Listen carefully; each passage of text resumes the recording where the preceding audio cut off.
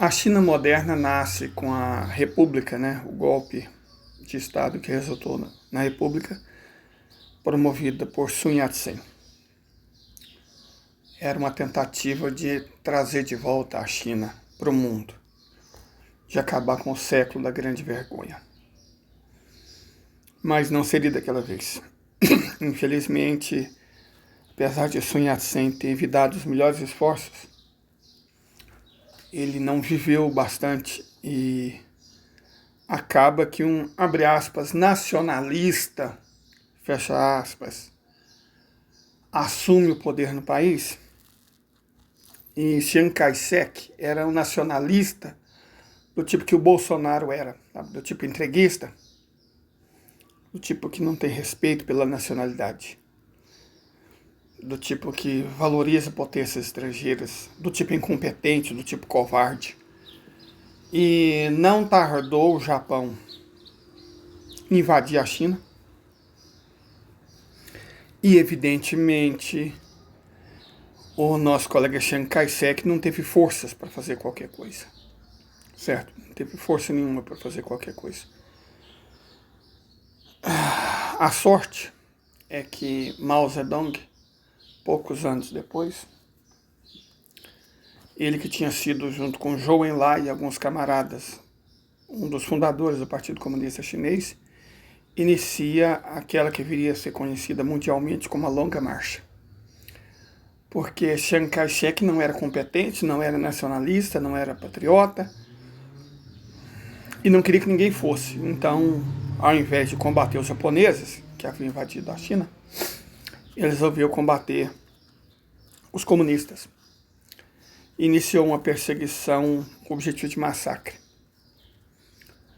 Mao Zedong, Zhou Enlai e os seus conseguiram ir para o norte, onde foram fazer aquilo que os nacionalistas não foram capazes de fazer, combater os japoneses. E lá, o Partido Comunista Chinês, com aço e sangue, construiu a sua identidade. E conseguiu expulsar os japoneses. Com o apoio da União Soviética, com o apoio dos coreanos, com o apoio da população, eles conseguiram finalmente expulsar os japoneses do território. Mas era necessário eliminar o país dos traidores que se curvaram, né? Só que esses, claro, evidentemente, contaram com o apoio dos Estados Unidos e se refugiaram na ilha de Taiwan. Desde então, uma província rebelde. Um estado títere, fantoche, controlado pelos Estados Unidos e pelos interesses americanos. Mas Mao Zedong tinha preocupação maior do que... Porque, na verdade, os Estados Unidos ameaçaram a China com a bomba atômica, né? Não teria sido difícil, porque a China, que já tinha expulsado os nacionalistas do território continental, não expulsaram também da ilha de Taiwan, porque os Estados Unidos ameaçaram usar bomba atômica. Então, Mao Zedong, vendo isso, tomou duas decisões que foram fundamentais para a história chinesa. Primeira, fazer a bomba para que nunca mais uma potência estrangeira ameaçasse a China. Não fizesse como fizeram contra o Japão, né? Que, na verdade, a modernização japonesa surgiu depois do ultimato, a Grande Vergonha japonesa. Quando os ingleses entraram e ameaçaram bombardear Tóquio. Os americanos, na verdade, foi o Commodore Peary, né? Foi os americanos também. Os americanos ameaçaram fazer com a China o mesmo que fizeram com o Japão. Certo? Então, Mao Zedong decidiu que a qualquer preço, a qualquer custo, ele faria bomba atômica. Mais do que isso, ele iria pegar de volta tudo que as potências ocidentais tinham roubado da China. Foi nesse sentido que a China reanexa o Tibete, toma as áreas sob influência ocidental do Xinjiang e retoma a Mongólia interior.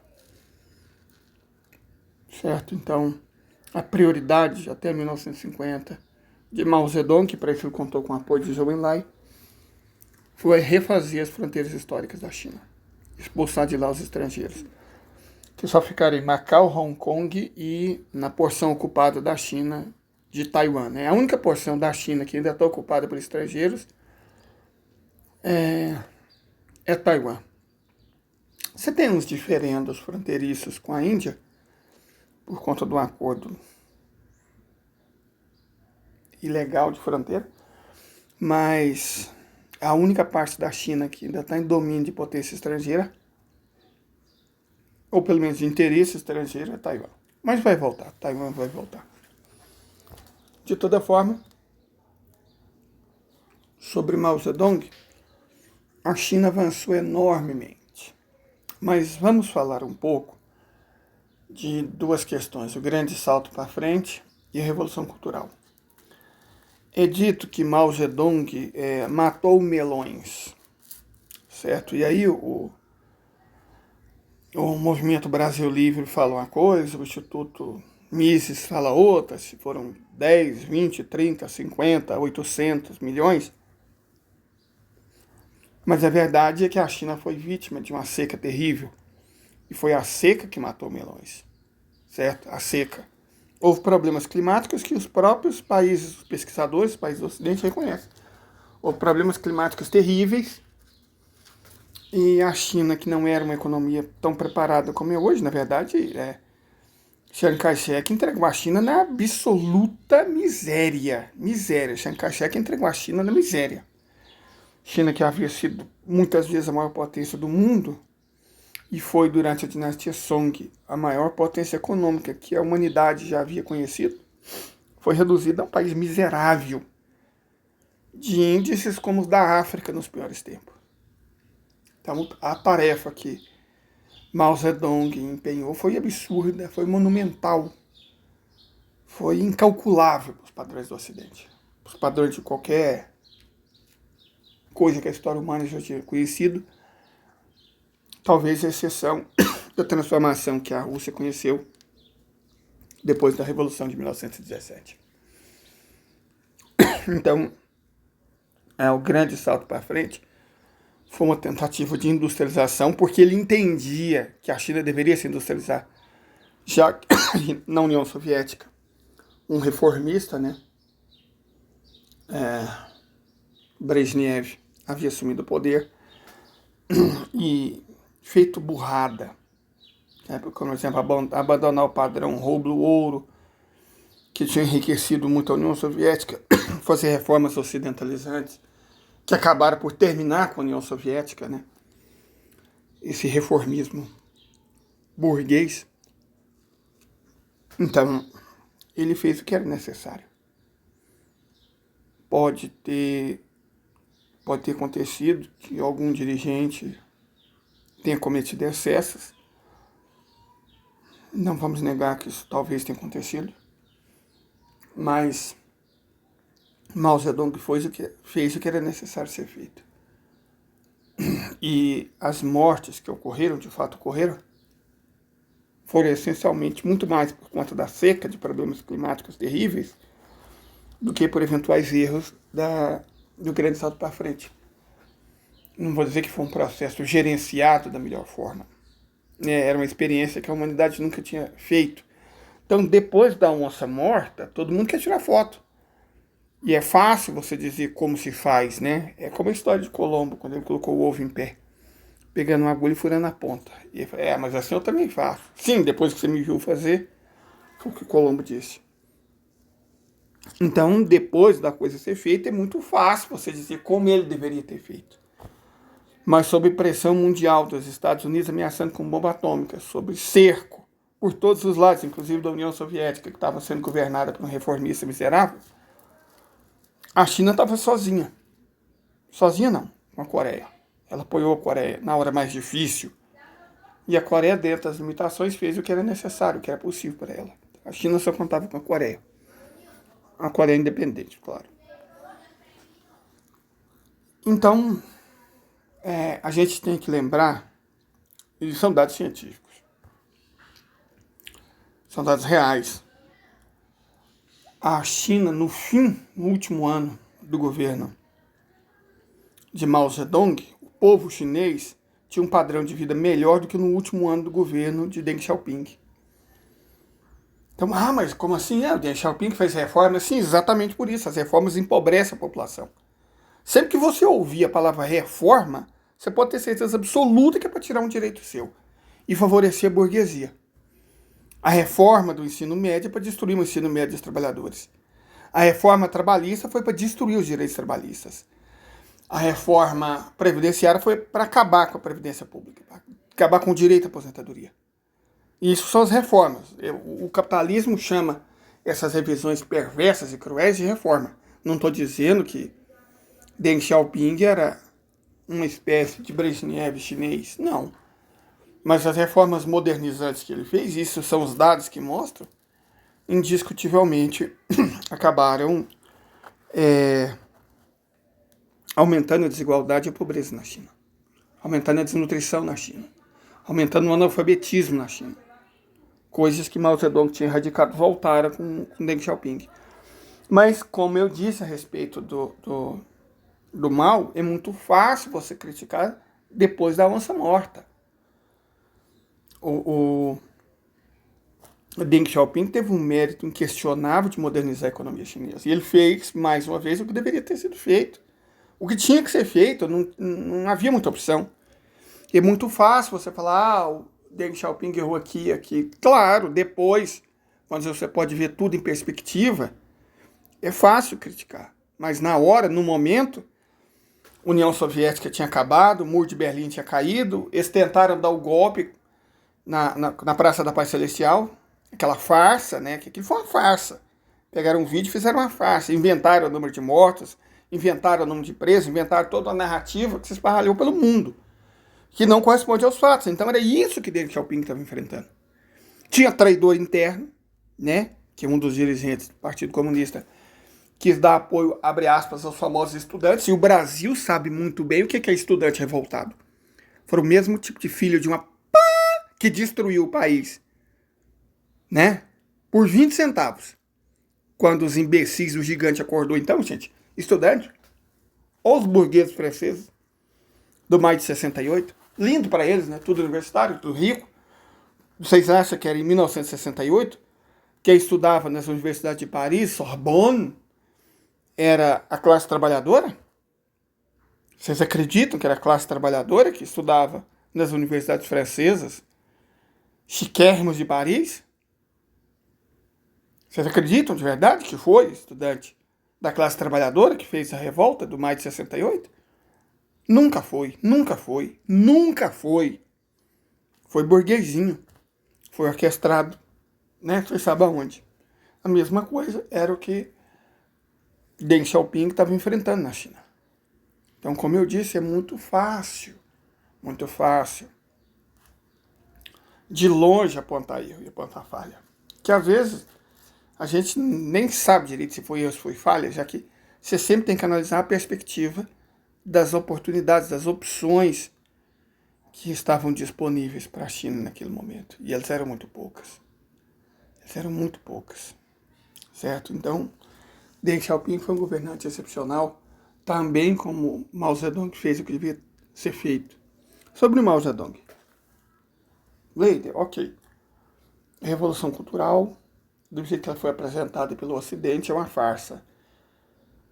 Um grande salto para frente. Mas e a Revolução Cultural? Cara, Deng Xiaoping fez a própria Revolução Cultural. E se você deixar os burgueses assumirem a narrativa, já era, irmão. Já era. Ah, mas e os excessos? Da mesma forma que na época do grande salto para frente, individualmente se cometeram excessos, dirigentes aqui e ali cometeram excessos e erros. Na época da Revolução Cultural também foram cometidos excessos, não necessariamente por Mao Zedong e outra. Ele estava com sífilis, a sífilis afeta algumas capacidades, então a gente tem que levar isso em consideração. De toda forma, isso não modificou a história. É só uma narrativa que a direita, que os liberais do mundo inteiro usam para falar da China. Correto? Tivemos alguns governantes depois de Deng Xiaoping, Li Peng, Jiang Zemin, tá? Umas coisas assim que uns um pouco melhores, outros definitivamente um pouco piores, mas houve um terceiro grande homem na China. E sobre isso a gente tem que falar. Vamos falar de Xi Jinping. E vamos falar de algumas ideias dele. O camarada Xi Jinping nasceu para o mundo, para a civilização humana, para a história desse planeta, pelo menos da presença humana nesse planeta, no exato dia 12 de julho de 2013. Então, fez 10 anos, 3 dias atrás. Eu devia ter gravado esse vídeo antes, mas eu perdi o som. É o tipo de coisa que acontece, eu tô sem sono, não tô podendo fazer live. Eu queria muito ter feito uma homenagem, porque isso que aconteceu foi muito importante. 12 de julho de 2013. Nasce a ideia da construção da civilização ecológica, que, como o próprio Xi Jinping disse, é um grande plano relacionado ao bem-estar do povo e ao futuro da nação. E é uma parte importante da realização do sonho chinês, do grande rejuvenescimento da nação chinesa. Incrivelmente, o discurso que deu origem à oficialização para o mundo, é óbvio que o presidente Xi Jinping já vinha trabalhando nisso há muito tempo, da civilização ecológica chinesa, foi feita numa inauguração, da Universidade Nazarbayev, em Astana, no Cazaquistão. Quer dizer, a gente já teve um imbecil, um autêntico, um completo imbecil, que não conseguia ler, que não conseguia falar coisa com coisa, que não tinha, não dava conta de falar 3 minutos em seguida. E o que é provavelmente um dos discursos mais decisivos para a história humana no século XXI, foi feito para estudante universitário diante de uma pergunta simples: como a China estava se preparando para o futuro. E nesse discurso, o camarada Xi Jinping anunciou a civilização ecológica chinesa, certo? Ao falar sobre proteção ambiental, ele destacou, abre aspas, eu estou usando as palavras dele: queremos águas verdes e montanhas verdes. Águas azuis, na verdade, é uma tradução. Água verde é uma tradução meio complicada. Queremos águas azuis e montanhas verdes. Jinchan, Ninchan. Queremos águas azuis e montanhas verdes. Mas também queremos ouro e prata nas montanhas. Água azul e montanhas verdes são melhores do que montanhas de ouro e prata. E a água azul e as montanhas verdes são montanhas douradas e montanhas de prata. Foi o que ele disse. Essa expressão vívida expressa a atitude clara e a firme determinação do Partido Comunista Chinês, e o governo se empenha em promover vigorosamente a civilização ecológica desde então. De acordo com o conceito de respeitar a natureza, conformar-se com a natureza e proteger a natureza, implementar a política nacional básica de economizar recursos e proteger o meio ambiente, integrar a construção da civilização ecológica em todos os aspectos, e todo o processo de construção econômica, construção política, construção cultural e construção social, para assim construir uma China bonita, uma bela China, nas palavras do próprio Xi Jinping. A China partia então rumo a uma nova era da civilização ecológica socialista, baseada em 5 pontos que eu vou tentar resumir aqui. Primeiro, um bom ambiente ecológico é um modo de vida e bem-estar mais inclusivo. O próprio presidente explica: a civilização ecológica é uma grande conquista do progresso da sociedade humana. Os seres humanos experimentaram a civilização primitiva, a civilização agrícola e a civilização industrial. A civilização ecológica é o desenvolvimento da civilização industrial até certo estágio e é um novo requisito para o desenvolvimento harmonioso do homem e da natureza. A construção da civilização ecológica não é abandonar a civilização industrial e retornar à produção e ao estilo de vida originais, que a história não caminha para trás, mas é construir a produção e o desenvolvimento com base na capacidade de carga dos recursos do meio ambiente, tendo como critério as leis da natureza e o desenvolvimento harmonioso entre o homem e a natureza, como meta de uma vida próspera em uma sociedade civilizada ecologicamente correta. A relação entre o homem e a natureza, o camarada Xi Jinping nos lembra, é a relação mais básica da sociedade humana. O mundo natural é a base e a premissa para o surgimento, a existência e o desenvolvimento da sociedade humana. Os seres humanos podem usar e transformar a natureza propositalmente por meio das atividades de prática social, mas os seres humanos são, em última análise, uma parte da natureza. Isso é a civilização ecológica chinesa, o socialismo com características chinesas. Isso é taoísmo. Nós vamos ver muito confucionismo nisso, mas socialismo com características chinesas é isso. Isso é taoísmo. E tem muita coisa do confucionismo, e tudo isso é marxismo.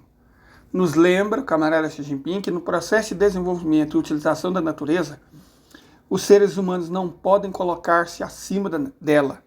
Os seres humanos devem se comportar de acordo com as suas leis, as leis da natureza. O homem e a natureza são interdependentes e interrelacionados como um todo. E a gente não pode apenas pedir, mas prestar atenção no mundo natural. E apenas falar e usá-lo sem usar de nenhuma medida de proteção não vai produzir nada que seja bom para o futuro dos trabalhadores e do mundo. Proteger o meio ambiente natural é proteger a humanidade, nesse sentido. E construir uma civilização ecológica é beneficiar a humanidade. Do ponto de vista histórico, a prosperidade da ecologia leva à prosperidade da civilização. E o declínio da ecologia leva ao declínio da civilização.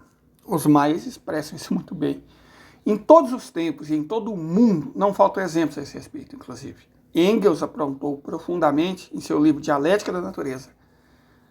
Isso é uma citação do camarada Xi Jinping. Ele é um teórico do marxismo. Abre aspas, citação de Engels. Não devemos ficar muito intoxicados com nossa vitória sobre a natureza. Para cada vitória, a natureza retaliará contra nós. Mesopotâmia, Grécia, os habitantes da América do Norte, da Ásia Menor, ele está falando dos maias, Engels. E outros lugares destruíram as florestas para obter terras cultivadas, mas eles nunca imaginaram que esses lugares agora são estéreis, de fato. Pássaros da primavera. O camarada Xi Jinping nos lembra que a gente deve se instruir, deve ponderar as lições da história. A civilização chinesa foi transmitida por mais de 5.000 anos e acumulou uma rica sabedoria ecológica. Taoísmo. Os pensamentos filosóficos de o céu e o homem são um, o Tao segue a natureza, e o poema clássico, admoeste o rei a não bater em 3 pássaros na primavera, pois os filhos esperam a mãe no ninho, o mingau em uma refeição, não é fácil pensar de onde vieram. O camarada Xi Jinping está citando taoísmo. Essas visões simples e sábias da natureza ainda dão às pessoas profundas advertências e inspiração. O camarada disse, nosso partido sempre deu, ele está falando do Partido Comunista Chinês, claro, sempre deu uma grande importância à construção da civilização ecológica. No início dos anos 1980, e de fato, Deng Xiaoping fez isso. Adotamos a proteção ambiental como política nacional básica. No novo século, economizar recursos tornou-se uma política nacional básica. Certo? Ao longo dos anos, promovemos vigorosamente a proteção do meio ecológico e alcançamos resultados notáveis. E a China hoje é a maior produtora de energia hidrelétrica, eólica e solar do mundo. É o país que mais investe em energias sustentáveis e renováveis desse planeta. Mais da metade do total do mundo é chinês. Metade de todas as florestas plantadas nesse planeta é na China. 2 desertos desapareceram na China. Certo? Então o camarada Xi Jinping está dizendo a verdade. Como era de se esperar de um homem do naipe dele. No entanto, continua o camarada, após mais de 30 anos de rápido desenvolvimento, os problemas ecológicos e ambientais acumulados tornaram-se cada vez mais aparentes, entrando em um estágio de ocorrência frequente. Por exemplo, a poluição dos sistemas fluviais de águas subterrâneas e a segurança da água potável em todo o país não pode ser ignorada. Aqui no Brasil pode, no agronegócio pode enfiar reveneno, pode enfiar agrotóxico, pode enfiar fertilizante, pode enfiar hormônio na água que tá tudo certo, né? O agro é pop. Na China, não. Continua o camarada. Em algumas áreas, metais pesados e poluição do solo são relativamente sérios. E há poluição atmosférica frequente em larga escala e longo prazo em todo o país. Ele reconheceu os problemas. É a primeira coisa que você tem que fazer. Isso é ser homem, isso é ser dirigente. Isso é ser governante, isso é ser líder. Continua, camarada. Esses problemas ambientais pendentes afetaram e prejudicaram seriamente a produção, a vida e a saúde das pessoas. E a sociedade respondeu fortemente, resultando em um número crescente de incidentes em massa. Isso mostra que o desenvolvimento da sociedade, melhoria contínua dos padrões de vida das pessoas, as necessidades das pessoas por água limpa, ar fresco, alimentos seguros e um ambiente bonito estão cada vez mais em alta. E o status do ambiente ecológico interfere na felicidade das pessoas. Tornou-se cada vez mais proeminente que as questões ambientais sejam elementos importantes para a subsistência do povo. Como alguém disse, as pessoas comuns costumavam viver para comer e vestir, esperar pela proteção ambiental e buscar a sobrevivência no passado. E agora eles estão buscando a ecologia. O secretário-geral Xi Jinping apontou, textualmente, um bom ambiente ecológico é o produto público mais justo e o bem-estar mais inclusivo do povo. É por isso que aqui no Brasil o agronegócio destrói exatamente isso. Nossa água, nosso solo, nosso ar, nossa vegetação, nossos animais, tudo. Veja o que foi o bolsonarismo. Agronegócio, garimpo, madeireiras. Os 3 setores mais infernais da economia de qualquer lugar do mundo. E eles apoiaram o Bozo, claro, né? Evidente, apoiaram o vampiro também, né? O traidor miserável libanês. Mas continua, camarada. Promover o meio ambiente ecológico está relacionado aos interesses fundamentais da maioria das pessoas e ao interesse de longo prazo de desenvolvimento da nação chinesa. Não temos outra escolha nessa questão, disse o camarada. Devemos entender claramente a urgência e as dificuldades de proteger o meio ambiente ecológico e controlar a produção ambiental.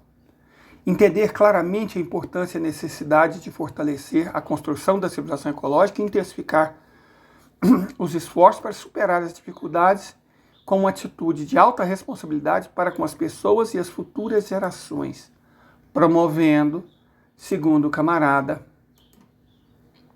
de forma abrangente a construção da civilização ecológica, de modo a realizar o desenvolvimento sustentável da nação chinesa. Isso é o camarada Xi Jinping, certo? Isso é o camarada Xi Jinping.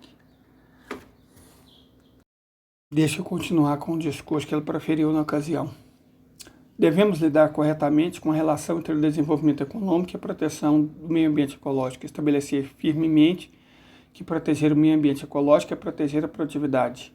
Aí nós estamos falando de confucionismo. E melhorar o ambiente ecológico é a ideia de desenvolver a produtividade.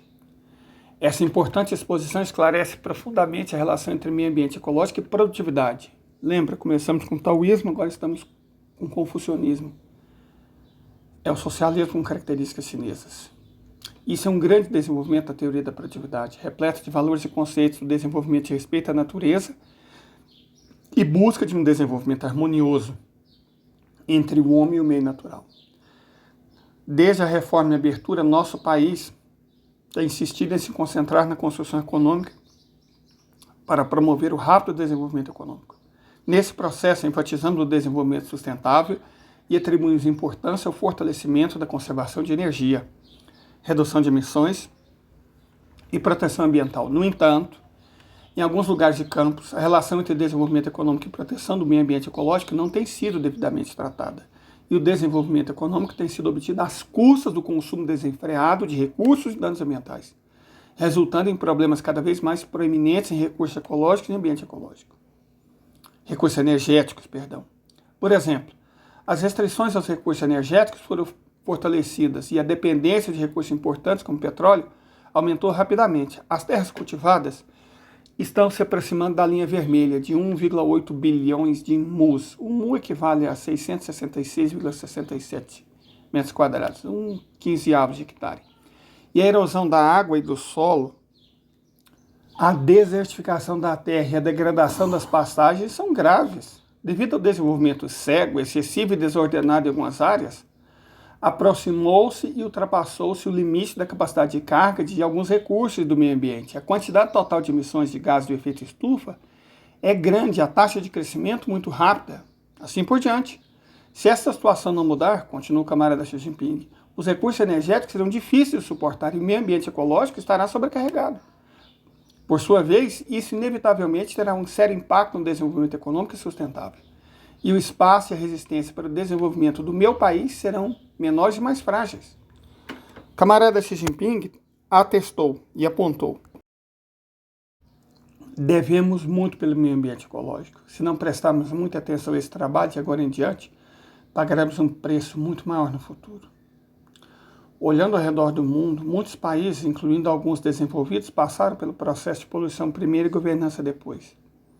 Durante o processo de desenvolvimento, o ambiente ecológico foi destruído e muitas coisas inúteis ou mesmo destrutivas foram criadas em seu lugar. Para compensar todos esses erros, o custo foi muito maior do que a riqueza criada inicialmente por esse processo.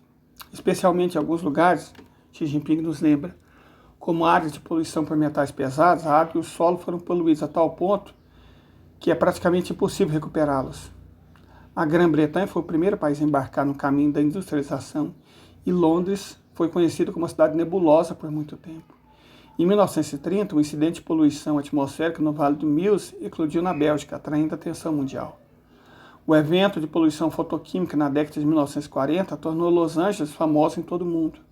As lições não estão longe. Xi Jinping nos lembra. Embora o rápido desenvolvimento da industrialização tradicional ocidental tenha criado uma enorme riqueza material, também se pagou um preço ecológico e ambiental muito alto. A lição, portanto, é muito profunda. A China, continua Xi Jinping, é um país grande, com uma população de mais de 1 bilhão e 300 milhões de habitantes. Para construir um país moderno, seguir o antigo caminho dos Estados Unidos e da Europa não vai funcionar. Recursos energéticos relativamente insuficientes e a fraca capacidade de carga de ambiente ecológico tornaram-se uma condição nacional básica de nosso país, continua ele. Os problemas ambientais ocorridos nos países desenvolvidos em 100 ou 200 anos se concentram no rápido desenvolvimento da China por mais de 3 décadas, apresentando evidentes características estruturais comprimidas e compostas. Velhos problemas ambientais não foram resolvidos e novos problemas surgiram, um após o outro. É insustentável seguir esse caminho antigo, consumir recursos sem restrição e poluir o meio ambiente a qualquer custo, sob qualquer justificativa. Para alcançar a industrialização, a informatização, a urbanização e a modernização agrícola, Xi Jinping diz, a China deve embarcar em um novo caminho de desenvolvimento.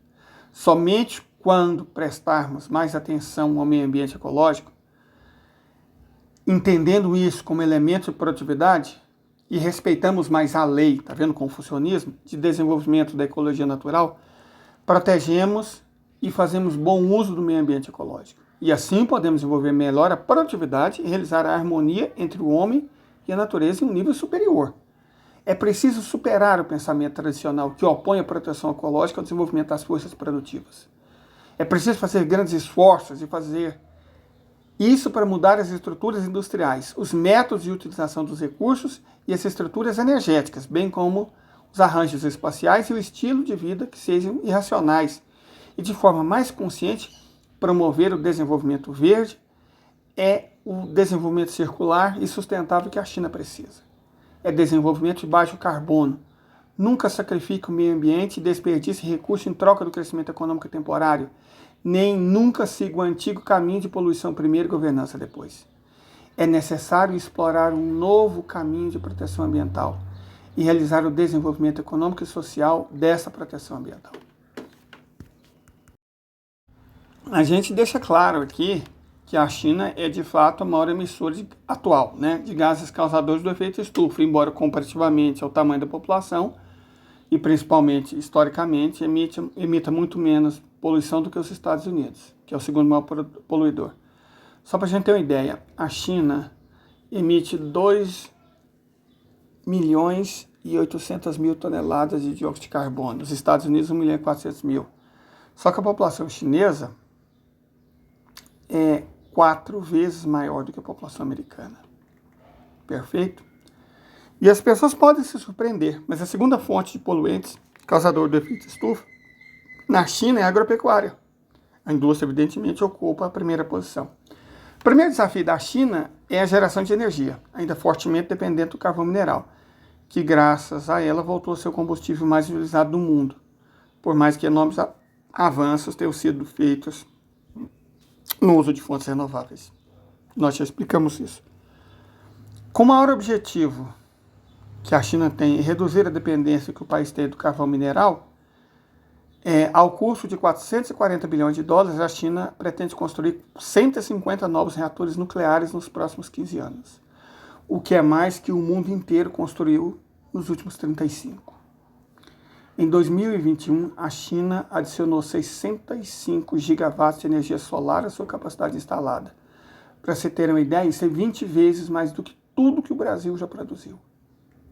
A capacidade instalada de energia eólica na China é de cerca de 200 gigawatts, e a cada ano o gigante asiático acrescenta 13 a 14 gigawatts.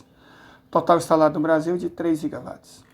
A capacidade instalada de geração de energia hidráulica na China é de 1.233 gigawatts, mais de 1 terawatt. A título de comparação, a capacidade instalada de todas as usinas hidrelétricas no Brasil é 8 vezes menor, 150 gigawatts. Em relação à agricultura, nós temos um problema de fundo. A China vem buscando incentivar práticas tradicionais, inclusive agroecológicas. Mas isso não significa que essas práticas não sejam intensivas em metano, o que é um problema.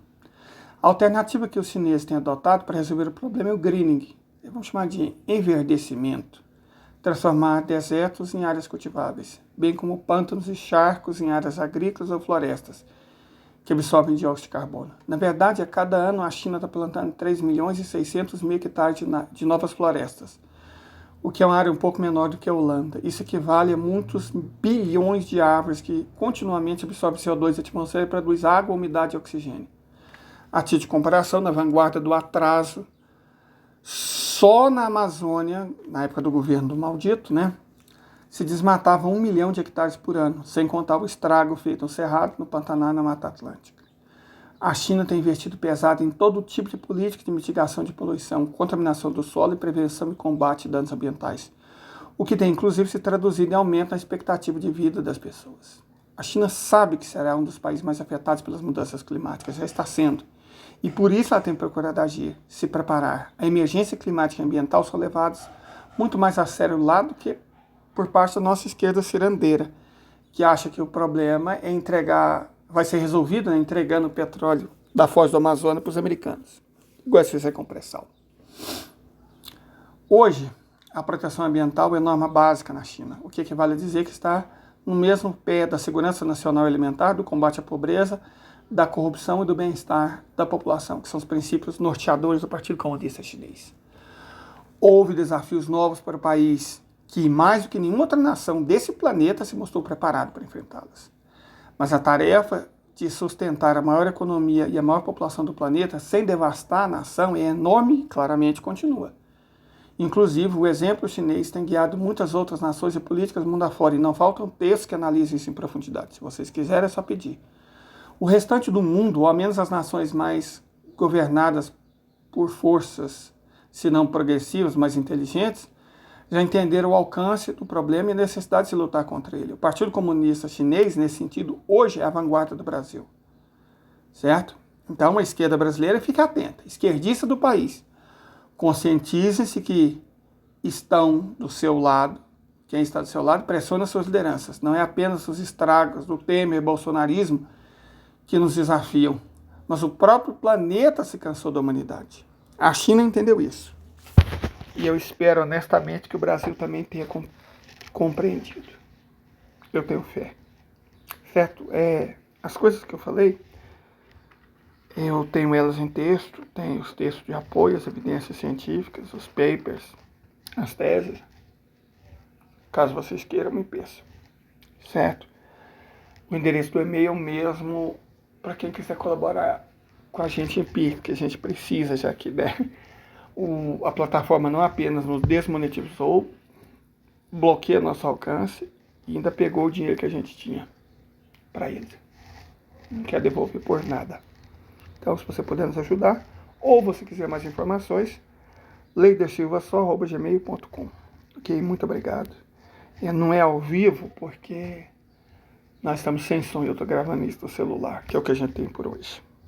Mas se tudo der certo, amanhã meu amigo vai poder vir E a gente vai poder consertar o celular e fazer live de novo, ok? Até. Fui. Logo depois desse Pix, que ajuda a nos lembrar que a gente não é monetizado e depende das pessoas do canal, eu quero mostrar para vocês o estado da China atual. É esse. Pagos con la palma de la mano. Ya se está probando masivamente. ¿Esto es una distopía? Me refiero a lo de siempre con China. Aquí nada se considera un avance, esto es siempre tenebroso, más herramientas del control del partido y todo eso. O quizá simplemente es una innovación tecnológica que pronto veremos aplicada en nuestros países. Como siempre digo, vengo del futuro. Y si toda nueva idea pasa irremediablemente por 3 fases, ridiculización, discusión y adopción, ¿en qué fase estáis en vuestro país con esto? ¿Ridiculización? ¿Os imagináis que hubieran sido las marcas chinas las que hubieran inventado lo de desbloquear el móvil con nuestra cara? ¿O lo de pagar con el relojito? Madre mía, lo que hubiéramos insinuado. Por suerte esto se comercializó primero en Estados Unidos y ellos, tú y yo lo sabemos, nunca te espiarían. Honestamente a mí no me gusta nada este sistema, se me ocurren varios escenarios en los que todo puede ir muy mal, pero me parece bien que entremos en la fase de discusión y superemos la de ridiculización. É só isso por hoje.